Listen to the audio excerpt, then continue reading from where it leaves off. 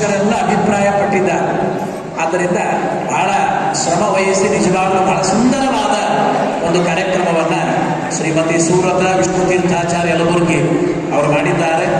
ಆ ಮಕ್ಕಳಿಗೆ ಅವರಿಗೆ ಇನ್ನೊಮ್ಮೆ ನಿಮ್ಮೆಲ್ಲರ ವಿಶೇಷವಾದ ಪ್ರೋತ್ಸಾಹಪೂರ್ವಕವಾದ ಚಪ್ಪಾಳೆಯೊಂದಿಗೆ ಆ ಮಕ್ಕಳು ಇನ್ನೂ ಹೆಚ್ಚಿನ ಸಂಗೀತ ಅಭ್ಯಾಸವನ್ನು ಮಾಡಿ ಸಂಗೀತ ಕ್ಷೇತ್ರದಲ್ಲಿ ಒಳ್ಳೆ ಪ್ರಗತಿಯನ್ನು ಸಾಧಿಸಲಿ ಅಂತ ಎಲ್ಲ ಹಿರಿಯರು ಆಶೀರ್ವಾದ ಮಾಡ್ತಾ ಇದ್ದಾರೆ. ಪೂಜ್ಯ ಮಾತೋಶ್ರೀಯವರಿಂದ ಎಲ್ಲ ಮಕ್ಕಳು ನಮಸ್ಕಾರ ಮಾಡಿ ಆಶೀರ್ವಾದವನ್ನು ಪಡೆಯಬೇಕು.